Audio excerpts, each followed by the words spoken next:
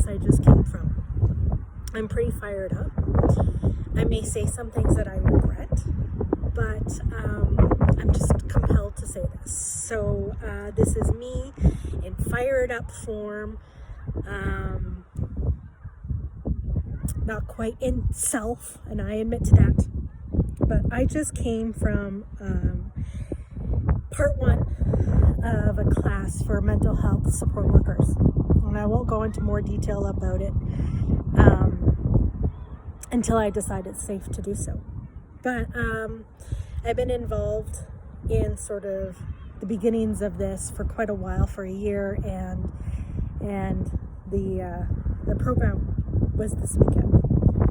And I was really, really, really looking forward to it. I think it has so much potential to do so much good in the world.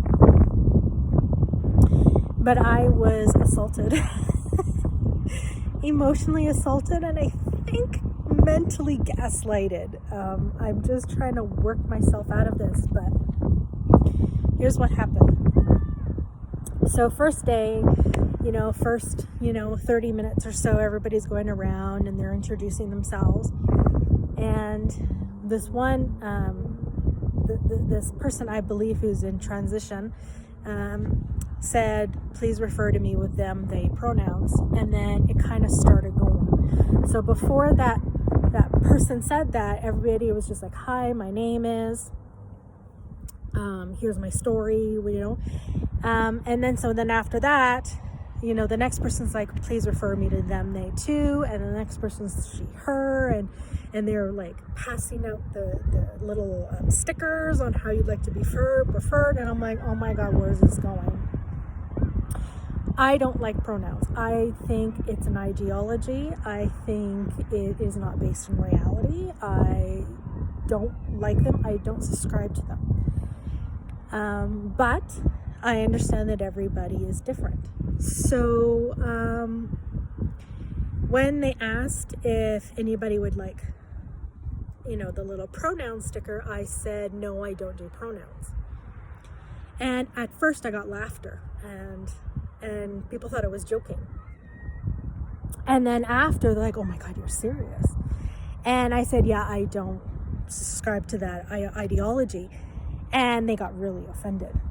And they started like getting really upset and having this conversation, like how could, you could just see it all over them, like how could you do that and everything. And so I said, I have no problems with it being out there. Feel free to describe yourself however you want. I have no problems in self-identification, self-expression, but I do not participate in this. And so they said, well, what about just calling us by our name? I'm like, sure, I have no problems calling you by your name. And then it kind of like went off and dropped off when we kind of got into the course. And so the rest of the day just went, however.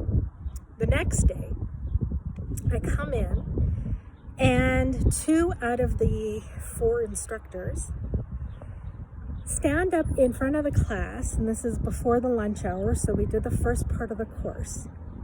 And then they stand up in front of the class and they just want to say, we realize that we need to reaffirm our values of the program here, and there is just some things that we do not tolerate, and we want to make sure that everybody's on the same page here. And we are an inclusive pronoun, and we want to make sure that everybody's identity is respected.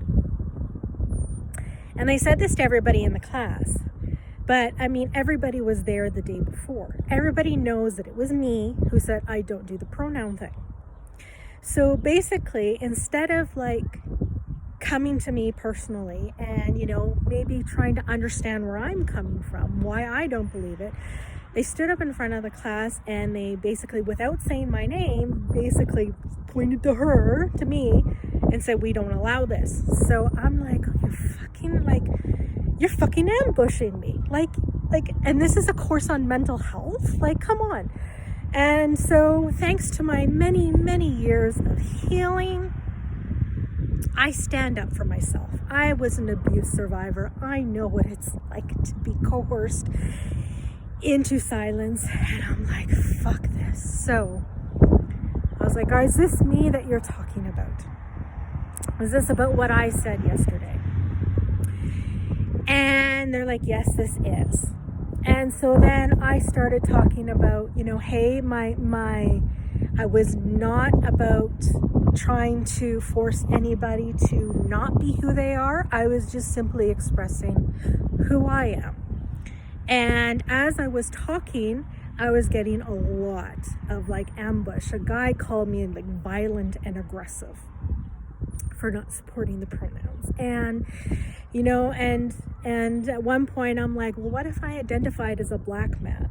And this guy's like, oh, well, then that would be a delusion. But somebody can identify into my sex. And I was like, oh, but that's different. And I'm like, the cognitive dissonance in this space, but whatever. And so I'm just trying to be calm, but I broke out in tears because here's a group of 15 people and 2 instructors who are supposed to be the same people in this group allowing this to happen. And so I cried, and I'm here just trying to explain, this is, I feel really ambushed. I feel hurt. And there's people walking out of the room. And I'm like, oh, okay, so I have to sit here and listen to your opinion, but you're okay to just walk out of the room and not listen to mine. And so I got really upset. And then I said, okay, I'm going to just take a break here. One of the instructors thankfully said, do you want to go outside and talk? And I'll come sit with you. And I'm like, thank you. That would be great. So I said, I'm going to go, just outside for a bit. And I'm just not quite sure what's going on here. I don't know if radical feminism is allowed in this space. And one of the instructors said, oh, I'm a radical feminist too, but I believe in identity. And I said, well, that's not radical feminism. And she walked out of the room. And I'm like, these people do not like truth here. Hey, you can be whatever kind of feminist you want, but the radical feminism is based on biology. And so she wasn't going to have it. So she walked out of the room. Everyone was walking out of the room. I'm crying in buckets. So this one instructor comes and takes me outside, and I'm crying for an hour, and she's fantastic. She's listening to me, and she's really accepting, the hurt that I'm in. And I told her my backstory of why I believe like this, and my intention is not to push it around anybody's throats. I just don't want it pushed back, other people's belief pushed back. And so she was really great. And then she's like, do you want to talk to the other instructors? And I'm like, yeah, okay, that's probably best before I go into the room. I had an option just to walk out right then and there, but I like to face my fears. So I went up, and she called the other instructors to come talk to me. And I had to initiate that. I had to initiate the talking to the instructors after the confrontation. Not the instructors, the so-called leaders of the group, but I had to do that. And so we all sat down in the library, and we all talked, and as they said, it wasn't their intention to ambush me and have it go on like that. And I do sincerely believe that it was not their intention. But, we did talk. And, we kind of settled things, but I could feel the distance growing. I could feel that they were not going to accept me for who I am. And they're like, so are you going to accept people's pronoun use? And I'm just like why do I have to submit? And they can't accept my not liking them. And they're saying, oh, because it's how they identify. And I'm like, well, in my head, I'm like, well, identify isn't always reality. I'm not a black man here, but I knew I couldn't say that. So I just kind of lied, and all of a sudden I could feel nauseous as I lied. And I said yes. So we walked back into the room and we kind of settled everything, although I could feel that there's like a disconnect now. And prior to this, we got along really great. And so I walked into the room still crying, and I'm like, I'm going to take the rest of the day. I'm not sure if I'm going to come back. And I said to the room, I'm not sure I belong here. I'm not sure radical feminism has a space here. And I think this program is fantastic, but I feel really unsafe. And so I walked out and I went home early. And I cried when I got home. And my mind is going back and forth about whether I should come back. I slept in this morning. I came in late because I needed the sleep. And I decided when I woke up that I was going to go in. I was going to go in one more time and see what happened. I spent the entire day there, and those two instructors that ambushed me didn't come to say hi to me once. And at one point, one of the instructors did a little series lecture on empathy, and I walked out of the room. Because I'm like, you're just going to sit here and talk about empathy, and you have yet to say hi to me today? Like, hello? And I did walk into the room, and some of the people did welcome me back. And another one of the instructors who was there today was just really great, and she was just really open, and I'm sitting here listening to this lecture. and I'm looking through the notes and everything, and they put on this video called "It's Not About the Nail."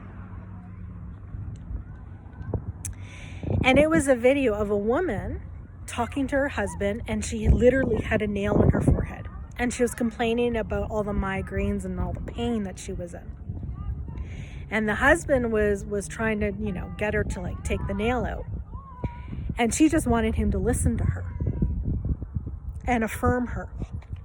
And we were supposed to side with the woman. And I get that. I get that when you're in pain, there's a lot of people that just want to go and fix it, and they don't want to hear you. They don't want to validate you. I get that. But there was a literal nail coming out of her forehead. And I'm watching this video, and I'm going through all the notes, and I'm like, at what point here are we moving from affirming and validating into fucking enabling and delusion? The reality is she's got a fucking nail in her forehead, and it needs to be removed so that it can be removed. And they're literally watching the video, and I bring this up. I speak this up like, I'm struggling with this. The reality is right in front of our face, and you're telling us not to observe the reality. I'm like, but it's not about the reality. It's about affirming. It's about validating. And I'm like, no, it's about fucking enabling your delusion. Like you've crossed over. You went from wanting to be heard, and mentally ill people wanting to be heard and supported, to allowing them to sit in their makeup, in their narrative, to make it in their non-reality. Like you've went to the other end of the spectrum, and you don't even realize it. And I'm sitting here, and I'm going through, and I'm like, this is fucking gaslighting. Like, you're literally telling me not to trust my own observation. And I just got really upset, and I'm like, I don't think this course is for me. This place isn't for me. I don't know what the fuck you think you're doing with mental health. This isn't it. And so I don't know if I'm going to go back next weekend. I don't know. I felt like I was the only sane one in the room. And there's people, everybody in the room has their own history. And everybody's sharing their story. And, we're talking about, how to protect, let's say, children from child abuse, and how to protect women from domestic violence, and how to protect, people from people who are homeless, and people who struggle for food, and all good stuff, great stuff. And this one person, I'm going to call her because it's a her, even though she's in transition,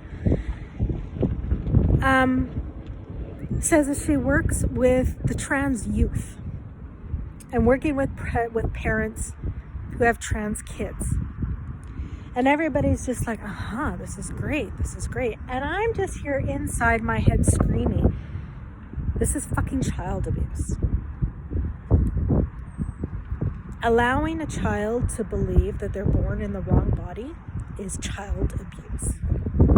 That's the fucking reality. That's the truth. And I understand if they're confused and they're traumatized and you want to help, you want to affirm them, you want to validate them, you want to hear them and support them, and you do that. But you don't cross over into delusion. You don't. You don't go to an alcoholic and say you need a beer. You don't go to an anorexic and call them fat. You don't go into somebody who's confused about their sex and say you have the fucking wrong body. And I'm sitting here, this is allowed, but yet I was not allowed to say I didn't like pronouns. And every time I did speak up about something, I spoke a lot about the nervous system. I spoke a lot about tuning into the body, and the body being the wisdom for mental health, because it is. The science is now heading in that direction, trauma-informed. They use the word trauma-informed, but they're not trauma-informed. And every time I spoke up, I could just see it floating away into another world. Everything I said was wrong. I'm just wrong. And I'm like, for a place where you talk about inclusivity and everybody's welcome, you sure don't like to hear what I have to say. And I did have this one conversation with the trans person. I didn't know how we got into it. But I did apologize if I came off abrasive with the pronoun thing, because I could have just not said anything, So I did. I'm trying to mend the broken bridge here. And they accepted the apology. And I said, I felt pretty hurt when you guys walked out of the room. And they're like, well, we didn't feel safe. We had it to regulate. I'm like, okay, I get that, but you didn't come back. And they're like, well, I'm willing to talk to somebody until I feel like they're denying my existence as a human. I'm just like, I'm sitting here talking to you after being emotionally ambushed yesterday and being the lone wolf in the room. And I'm sitting and talking to you and having a conversation. And I'm feeling like shit. And I'm scared out of my mind. And you say you have to walk away from me because you're feeling unsafe. Because I'm denying your existence. You won't even talk to me. Who's denying whose existence? Like the projection. Oh my God.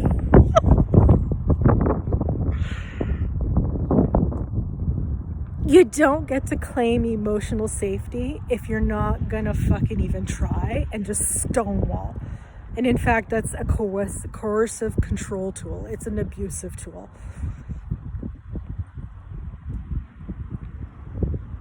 So I just stopped talking. I didn't say much more. I mean, I put my 2 cents in, but every time I did, I just felt like I was being gaslighted and shamed. And so now I'm sitting here like, I don't know what to do with this fucking program. On the one hand, I think I could do really good work, especially for abused women, because I've been there, I know it.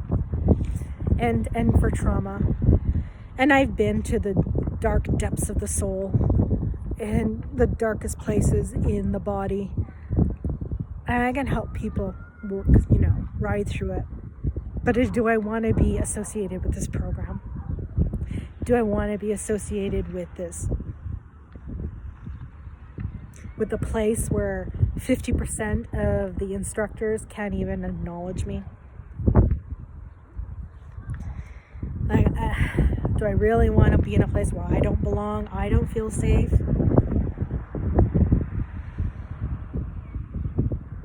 I don't know. Maybe I don't. Maybe I won't come next week. But then again, maybe I'll come just to get the designation and then just do whatever the fuck I want with it.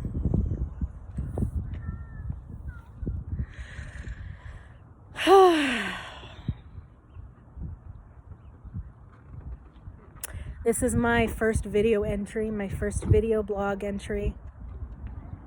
I am speaking from a place of hurt. I'm not in self. I'm okay with that. Actually, I think I still am kind of in self. I'm just fucking hurt. And I'm recognizing reality over delusion. I don't know. Anyways, thanks for listening.